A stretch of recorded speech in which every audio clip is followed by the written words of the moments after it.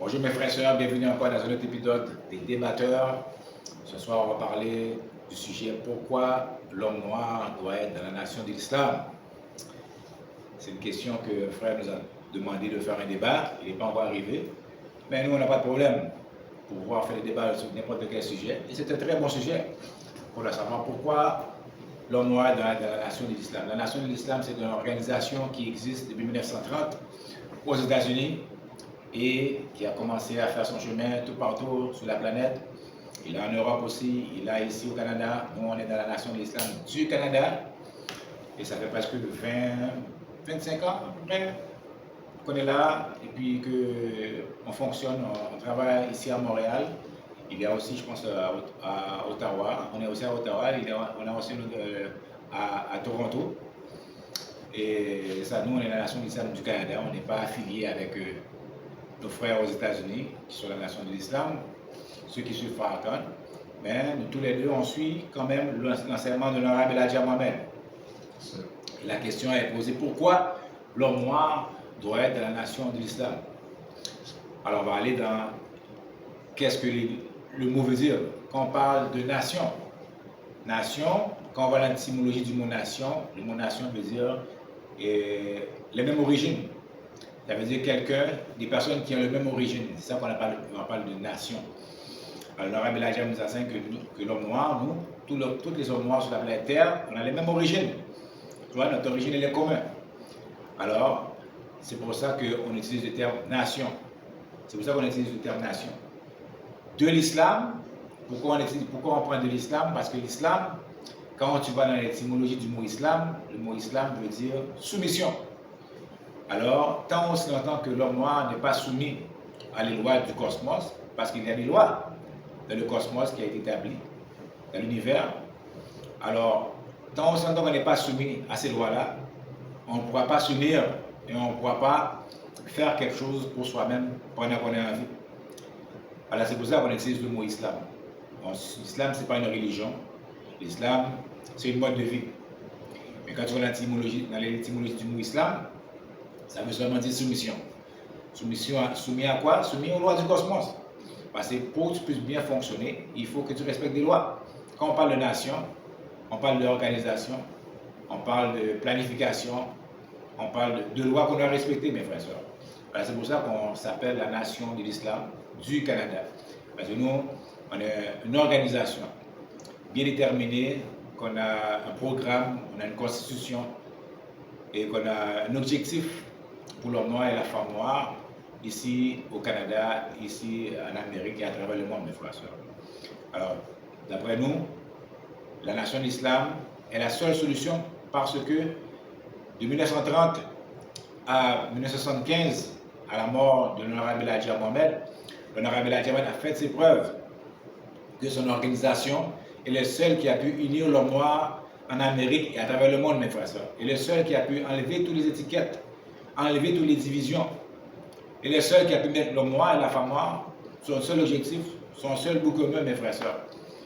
C'est le seul qui a pu construire des universités. L'honorable Elijah Muhammad a construit 46 universités, des temples, des restaurants, des terres. On avait tout ça. On était une nation dans une nation aux États-Unis, mes frères et sœurs. L'honorable Elijah Muhammad est le seul qui a pu faire qu'est-ce que notre frère Dessalines voulait faire, mes frères et sœurs. Dessalines avait le même objectif. Dessalines voulait créer un empire. Dessalines n'a jamais voulu faire de république. C'était l'empire d'Haïti. Parce que lui, il s'est nommé empereur. Dessalines est venu avec une constitution. Alors, c'était organisé, c'était planifié. Mais, malheureusement, ils l'ont assassiné. Il n'a pas pu accomplir, n'a pas pu établir qu'est-ce qu'il voulait. Tu vois? Et c'est ça qui fait qu'aujourd'hui, notre terre, notre pays Haïti est dans cette condition-là. Mais l'honorable Elijah Muhammad est le seul qui a pu mettre concrètement, mettre en application qu'est-ce que Dessalines voulait faire, mes frères et sœurs. Créer une nation, et il a fait dans son vivant, où aux États-Unis, on était vraiment indépendants, mes frères et sœurs, on avait notre propre constitution, on avait nos propres choses. À sa mort, son fils a dirigé la nation d'une autre direction, vers l'islam orthodoxe, mais l'honorable Elijah Muhammad est le seul qui a pu faire qu'est-ce que Dessalines voulait faire qu'est-ce que Marcus Garvey voulait faire? Marcus Garvey aussi voulait faire une nation, mais pour lui, il fallait qu'on retourne en Afrique. Et ça n'a pas marché, mes frères et sœurs. Mais l'Arabie Germaine est le seul, et son enseignement, et son programme, et son entraînement qu'on offre dans la nation ici d'islam, est le seul qui a pu prendre nos frères et sœurs dans n'importe quel état qu'ils sont et les remettre sur un chemin de dignité, un chemin où on va respecter l'homme noir et la femme noire, mes frères et sœurs. Aujourd'hui, à travers la planète, on ne respecte pas l'homme noir et la femme noire. Seulement avec l'enseignement de l'Arabie Germaine, où l'homme noir et la femme noire étaient respectés, mes frères et sœurs, et avaient une organisation. Tu vois, c'est ça qu'on a besoin, on doit être organisé aujourd'hui, mes frères et sœurs. Et si on n'est pas organisé, on ne pourra pas s'unir, on ne pourra pas avancer, mes frères et sœurs. Je ne sais pas si les frères veulent rajouter, ou Gérald, et s'il y a des questions par rapport à ce que j'ai dit. Bon, l'homme noir, est-ce que, à partir de quel pays ils sont unis? Les hommes noirs, ils sont unis dans quel pays? Et ça, l'enseignement de l'Arabie Germaine, nous, on enlève les étiquettes de pays, on enlève les étiquettes d'identité. L'Arabie Germaine nous enseigne qu'on est tout l'homme original. Qu'on n'est pas haïtien, jamaïcain, trinidadien, rien de ça. Qu'on est tous, on a la même origine. J'ai aucun problème. Mais est-ce que l'homme noir, est-ce que vous avez des preuves qu'ils sont unis? Non, aujourd'hui, l'homme noir, c'est ça le problème. Le problème aujourd'hui, là, c'est ça qu'on a besoin d'union. Mais c'est grâce à l'enseignement de l'Arabie Germaine qu'on a pu unir l'homme noir avec ce programme. Dans le passé? Oui, dans le passé. Ok, donc maintenant... Maintenant, on travaille, nous, ici au Canada, pour essayer de faire la même chose encore, pour unir l'homme noir et la femme noire ici. Ok, mais quand ils s'étaient, en quelque sorte, unis, ils étaient unis, mais qu'est-ce qu'ils avaient réalisé à partir de cette union-là? Ils avaient réalisé 46 universités, ils avaient acheté des terres, ils avaient des restaurants, et en 1975, à la mort du messager, on s'en allait faire un hôpital. Je vais aller chercher le magazine pour vous montrer tout ce que la nation d'islam a pu établir et acheter dans toute la... On avait des appartements, ils ont acheté toute l'est de Chicago pour donner des appartements pour les Noirs. On avait comme je dis, des maquettes, des restaurants. On importait du poisson par la tonne pour pouvoir nourrir notre communauté, le filet de merlan. On importait ça. On avait des terres, comme je dis. On avait 46 universités. Tout ça est là, est archivé dans les journaux qu'on a. On avait des terres, on avait 46 universités, on avait des restaurants. Mais j'ai lu récemment quelque chose qui m'a vraiment surpris. Oui. J'ai appris, j'avais lu on avait montré le journal, que les hommes noirs aux États-Unis, peut-être en ce temps-là, avaient réalisé plein d'affaires. Mais il y avait des infrastructures vraiment surprenantes. Mais brusquement, ils ont largué des bombes. Ah oui, c'est de quoi tu parles. Aïe, aïe, aïe. Toi, tu parles de Black Wall Street. Le Black Wall Street en 1920, en fait 1919. Oh, Oui, oui. J'ai jamais cru les trouver. Parce que qu'est-ce qui est arrivé, c'est qu'ils n'avaient pas le programme de l'Arabie Germaine. Ils avaient la volonté de s'unir. Ils voulaient faire, mais dans le programme de l'Arabie Germaine, on nous enseigne la sécurité. Et comme on n'avait pas de sécurité, c'est ça qui fait que le Ku Klux Klan a pu prendre une bombe. C'est la première attentat terroriste aux États-Unis. Le premier attentat terroriste aux États-Unis, c'est fait sur les Noirs. Ils essaient de faire croire que c'est le 11 septembre. Mais ce n'est pas le 11 septembre. Le premier attentat terroriste aux États-Unis, c'est sous les Noirs dans le Black Wall Street. Je pense que ça s'est passé. Et c'est quelle ville encore? Oklahoma? Je ne sais pas Oklahoma. J'ai oublié le nom de la ville. En tout cas, c'était le Black Wall Street. On avait démontré ça. Oui, ils ont lâché une bombe, ils ont brûlé des enfants, des femmes. Ils ont brûlé ça, mes frères et sœurs. J'étais surpris. Oui, moi aussi j'étais surpris. Parce qu'on voulait faire pour soi-même. On avait une rue là, on avait des commerces, on avait tout ça. Oui, parce qu'on voulait vraiment être indépendant. Et puis ça dépassait tout là-bas. Oui. Quand tu te poses la question, est-ce que c'est les Noirs qui ont réalisé ça? Et puis le New York Times a rapporté ça. Oui. On a fait de ça comme une sorte de lac, on a ratiboisé. Oui, ils ont lâché une bombe. Une bombe, là. Oh, Seigneur. Une bombe. Ils ont pris un avion, ils ont lâché une bombe, là. En tout cas, je ne sais pas, est-ce que ça a disparu pendant Ça, c'était pas dans le temps du messager. à la mort du monsieur?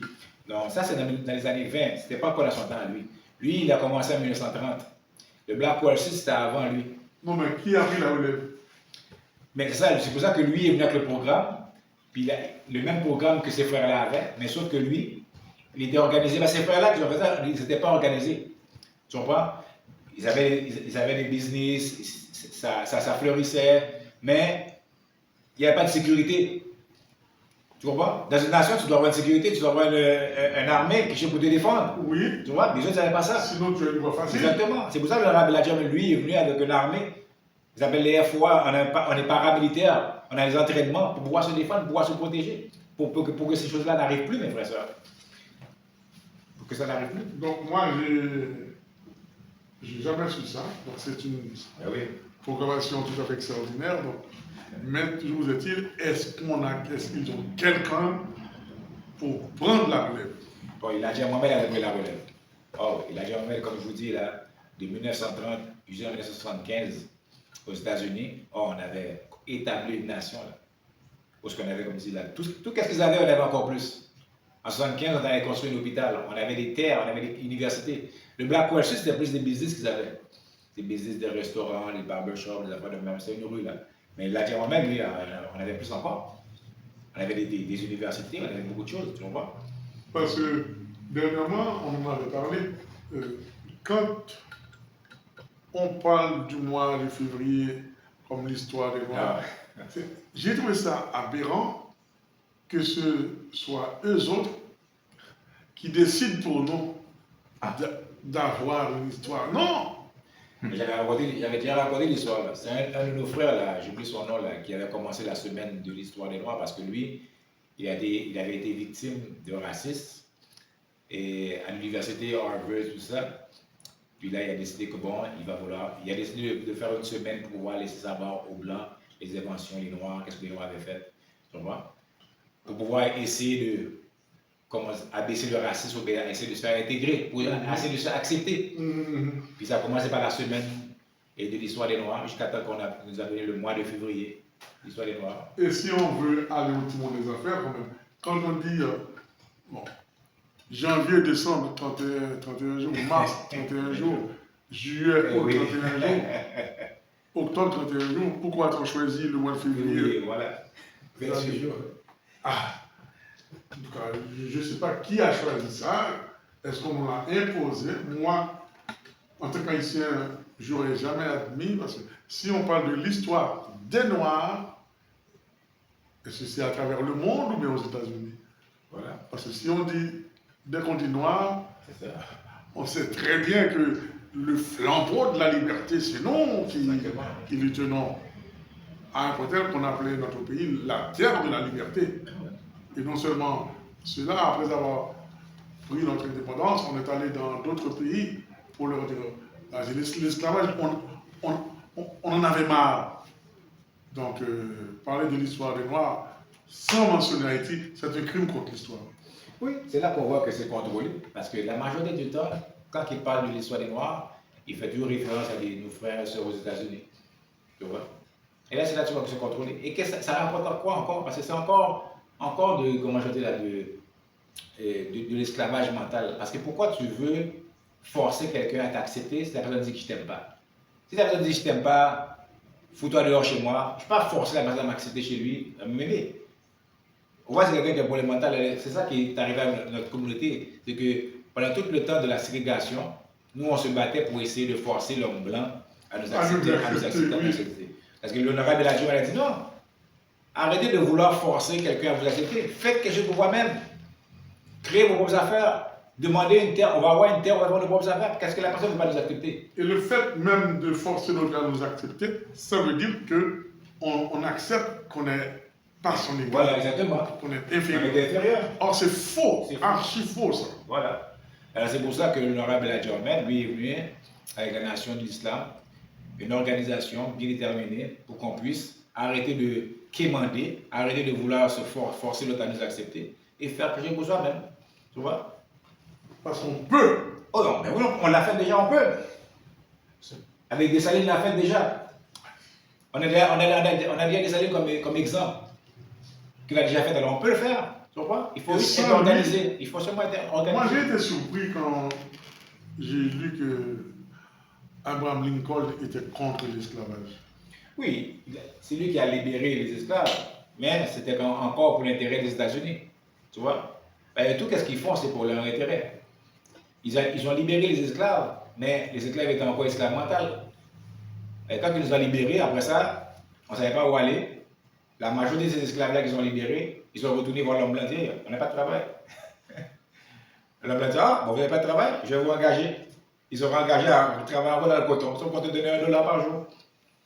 C'est la même chose? Oui, parce que là maintenant, tu es soi-disant libre. Alors, on te paye avant que tu faisais gratuit. Quand l'homme blanc t'a dit, ah, mais maintenant tu sais pas où aller? Au moins, tu es soulagé? Oui. Alors, c'est pas vraiment une libération. Parce que pour être libre, il faut que tu aies une connaissance, il faut que tu aies un programme, il faut que tu sois organisé. Si on te dit, ok, tu étais libre, mais si tu n'as pas d'organisation, tu n'as rien. Voilà, et ça prend ça. Des têtes pensantes. Oui, exactement. Ça prend des têtes pensantes. Est-ce qu'ils en ont eu? C'est ça le problème. Il n'y en a pas eu. C'est pour ça qu'on était obligé de venir avec une organisation, l'organisation de la nation de l'islam, qui a fait ses preuves, qui a montré vraiment que... Hey, non, mais lui, tout ça veut dire qu'un tel programme, qu'un tel leader n'ait pas eu quelqu'un pour prendre la relève, pour poursuivre avec son programme. Quoi. Oui, c'est son fils qu'ils ont mis, parce que lui, à 75, il était malade, il est mort, je pense que peut-être comment c'est cette maladie-là? Bronchite. La bronchite. Il est mort d'une affaire de bronchite. Puis là, le monde qui le suivait a acclamé son fils comme son successeur. Mais lui, il n'avait jamais choisi son fils. C'est le monde qui a acclamé son fils comme successeur. Et son fils, après ça, a commencé à amener le peuple dans l'islam arabe, l'islam orthodoxe. Puis là, son fils a vendu l'université, a vendu les tops, a vendu les terres, a tout vendu. Ils ont tout perdu. Après ça, Farrakhan a essayé de continuer à reprendre qu'est-ce que le messager avait fait. Mais lui aussi, Farrakhan a dit maintenant aussi, lui, il est rendu encore dans les affaires orthodoxes, dans l'islam arabe. Non. Ouais. Non. C'est pas parce que mon fils est mon fils qu'il va suivre. Et 2 fois, en 2 reprises, il avait mis son fils dehors de l'organisation parce que son fils prêchait l'islam orthodoxe. Après ça, son fils est revenu demander est-ce que je peux retourner? Il a repris. Il a dit mais il faut pas, on ne prêche pas ces affaires-là ici. Nous, on n'est pas des Arabes ici. 2 reprises. Et le peuple était là. Hein? Voyez comment que quand vous êtes comment je dis là, pris en train de vénérer un homme, vous n'écoutez pas le message de l'homme, vous vénérez l'homme, comment on peut facilement vous mettre sur son mauvais chemin. Tout son temps, le message dit hey, arrêtez là, c'est mon message qui est important, c'est pas moi qui est important, parce que moi je ne suis pas éternel. C'est le message. Oui, parce que quand je vais mourir, mon message va continuer. On va continuer. Exactement. Vous savez, il y a un roi dans la Bible qui était contre les idolâtries. Mais, vu qu'il n'avait pas de femme, c'était sa mère, la reine. Savez-vous, il a constaté, alors que lui, il détruisait toutes les affaires des faux dieux, tout leur temps, sa mère en construisait. Elle a dit, mais mère, tu es plus reine. Parce que nous, on combat. Les idolâtries. Et toi, c'est que les idoles. Tu n'es plus reine. Alors, c'est ça. Donc, le monsieur dont vous avez fait mention, oui. C'est un progressiste au profit de ces gens-là. Oui. Le fils, lui, faisait le contraire. Le contraire. Donc, il n'y a pas de sentiment, hein. On est clair là-dessus. Oui. Il n'y a pas de sentiment quand il est question de pays ou bien d'une nation, ou d'une nation. La sentimentalité est exclue. Non, exactement. Sinon, tu vas te laver les mains et puis les essuyer par terre. C'est tout. Je suis d'accord avec le papa qui a... Oui. Quand tu es en position, tu es en train de diriger, il n'y a pas de famille, de sentiments. Oui, ça. Tu dois prendre des ordres, tu dois prendre des décisions qui sont favorables à la communauté. Ouais. Je ne sais pas si on a déjà entendu parler de cette affaire-là. Il y avait un monsieur qui était allé s'engager dans les services militaires. On lui a dit, si on t'envoie arrêter ta mère, est-ce que tu iras? Il a dit, ma mère? Oui. Si on te dit, va l'arrêter. Mais pourquoi? Bon, tu ne peux pas être soldat. Tu peux pas. Parce que... Difficile. Mais oui. Là, le pays est plus que ta mère. Exactement. Donc, si tu rentres dans la sentimentalité, alors tu ne peux pas être. S'il arrive un moment où c'est ta mère l'ennemi du pays, Voilà, qu'est-ce que tu vas faire? l'ennemi du pays, ta mère est du côté de l'ennemi, et c'est ta mère. Qu'est-ce que tu vas faire? Tu vas laisser ta mère détruire 15 millions, 20 millions? Non, Voilà. il faut l'achever. Oui. Certes, c'est ta mère, mais c'est le pays. Alors, on a dit, bon, tu ne peux pas être soldat. Oui. Retourne chez toi, parce que tu as trop de sentiments. Ouais. Donc, les sentiments ne marchent pas dans le progrès. Oui. Tu as une fille qui amène de la drogue dans ta maison, ça ramène de l'argent, certes, mais Si tes valeurs n'ont pas, c'est pas comme ça, tu dois la mettre dehors. voilà. C'est ça. Donc les sentiments, des fois, il faut mettre.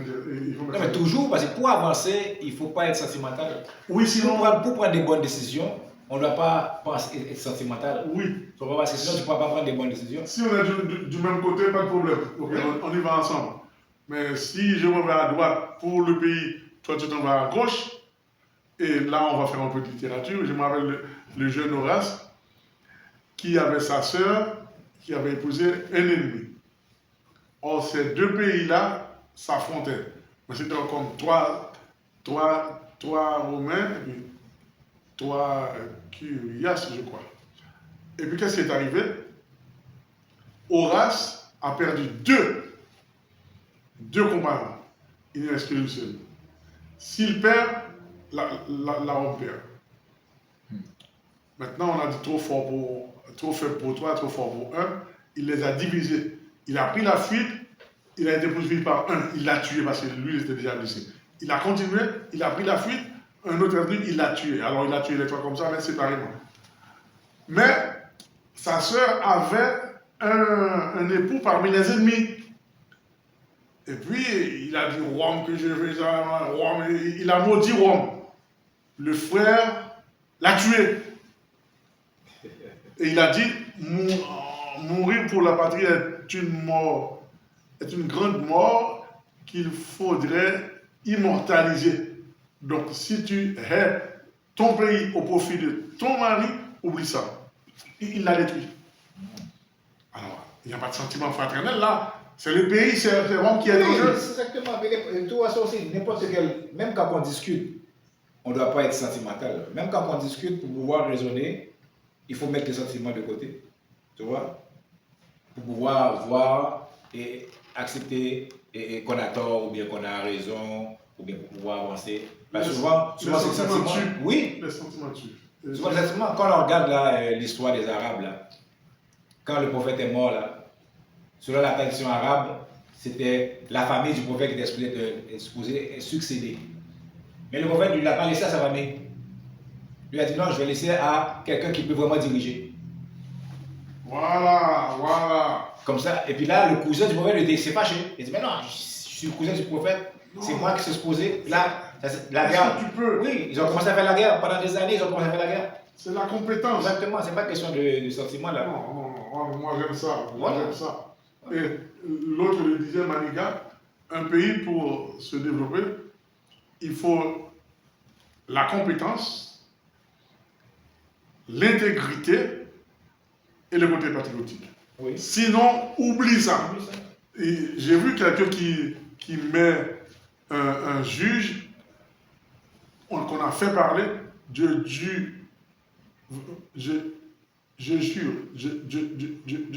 il ne peut même pas parler. Alors, pourtant, c'est le président qui l'a mis. Non, c'est le pouvoir au plus capable, n'est-ce pas vrai, mes frères? C'est le pouvoir au plus capable. C'est pas parce que j'ai ma soeur, c'est ma soeur, je la nomme comme ministre, et puis elle ne sait rien. Elle ne sait rien. Puis... Ça c'est du monde qui ne sont pas organisés. Quand on parle d'organisation, tu dois être formé, tu dois faire tes preuves oui. pour qu'on puisse te mettre sur un poste. Oui. Tu vois? Et voilà qu'est-ce que l'honorable a dit à Mohamed enseigne. Nous, on avait une nation, on est une nation, on est organisé. Il n'y a pas d'affaire que oh, je te connais, tu es mon ami. Il n'y a pas d'affaire ça. Non. Tu as fait des preuves, tu peux être sur le poste, on te met sur le poste. Si tu fais des erreurs aussi, on t'enlève sur le poste, on te met quelqu'un d'autre. Je ne sais Le pas si poste ne t'appartient pas. On a présenté 7 Chinois à la nation. Et puis on leur a dit, ces messieurs-là ont la destinée du pays entre leurs mains. Si l'un d'entre eux se fait surprendre en train de corrompre, est accusé de corruption, on le met sur la place publique. D'ailleurs, il n'aura même pas d'enterrement, son trou est déjà fouillé. Il sait ça en avance. Il sait ça en avance. Oui. Voilà. Hein? Donc, le pays marche.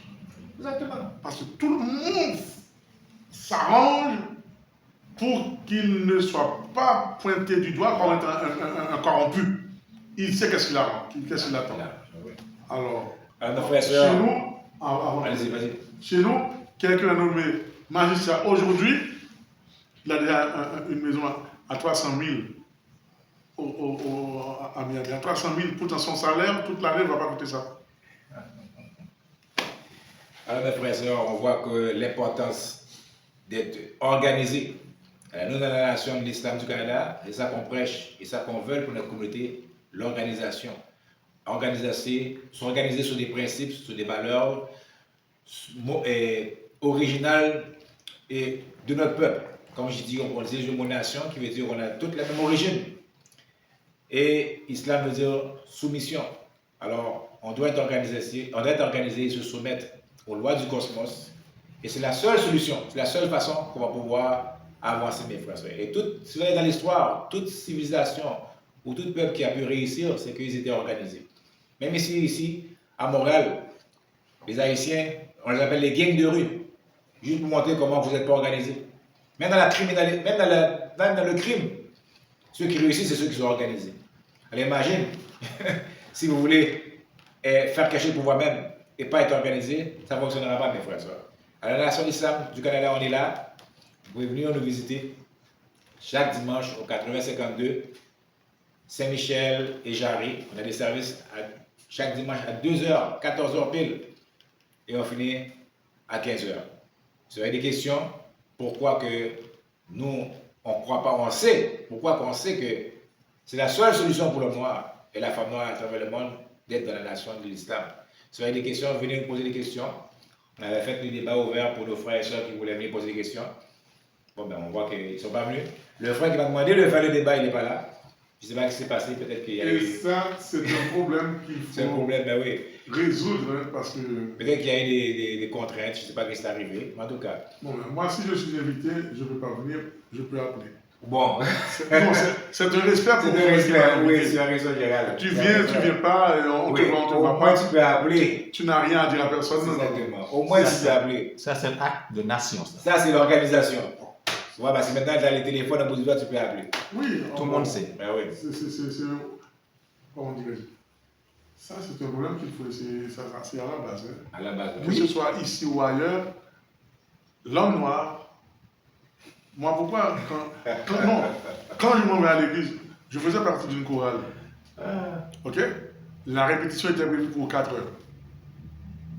4 heures moins 10, j'étais déjà à côté de Mélimilo pour être là.